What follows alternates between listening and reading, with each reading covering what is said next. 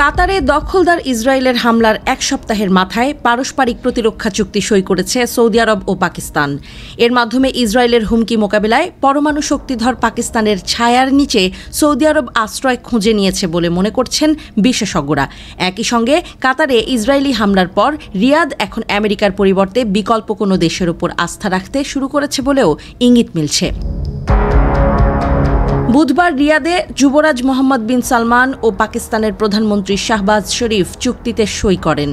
এই চুক্তি সইয়ের পর এক যৌথ বিবৃতিতে বলা হয়, সৌদি কিংবা পাকিস্তানের ওপর কোনো আক্রমণ হলে উভয় দেশের বিরুদ্ধে আক্রমণ হিসেবে গণ্য করা হবে।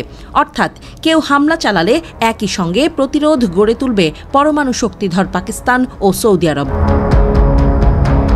সৌদি আরব ও পাকিস্তানের পারস্পরিক প্রতিরক্ষা সম্পর্ক দীর্ঘদিনের। 1960-এর দশকে সৌদি আরবকে নিরাপত্তা দিতে দেশটিতে গিয়েছিল পাকিস্তানের সেনারা। শুধু তাই নয়, পাকিস্তানের প্রয়োজনেও এগিয়ে এসেছে সৌদি। পাকিস্তানের পরমাণু বোমা তৈরির সময় সৌদি আরব অর্থ দিয়ে সহায়তা করেছে বলে ধারণা করেন অনেকে। ফলে অনেক বছর ধরে অনুমান করা হচ্ছিল, নিজেদের নিরাপত্তার স্বার্থে পরমাণু শক্তিধর পাকিস্তানের ছাতার নিচে আসতে পারে সৌদি। বিশ্লেষকদের মতে এই চুক্তির সময়টি বেশ তাৎপর্যপূর্ণ, কেননা মধ্যপ্রাচ্যের ক্যান্সার হিসেবে খ্যাত ইসরায়েল বর্তমানে গাজা, ইরান, লেবানন, সিরিয়া ও ইয়েমেনে বহুমুখী যুদ্ধে জড়িয়েছে। এর ওপর কাতারে সরাসরি হামলা করে মধ্যপ্রাচ্যের নিরাপত্তার জন্য নতুন করে হুমকি তৈরি করছে।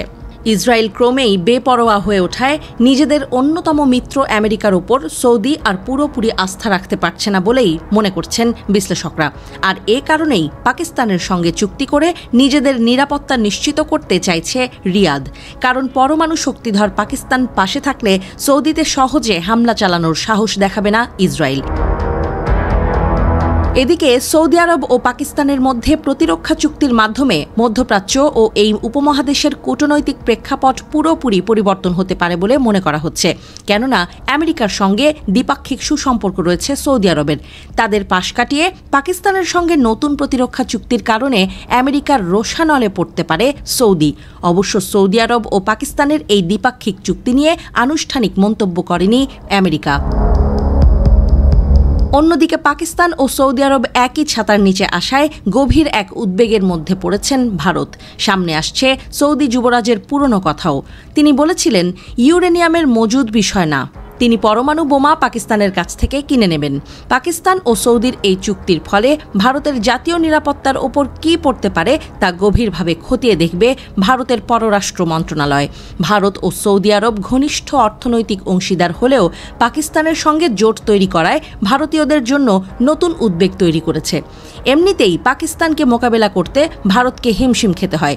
এবার পাকিস্তানের সঙ্গে নতুন করে যুদ্ধ বাঁধলে সৌদি আরবকেও সামলাতে হবে ভারতকে।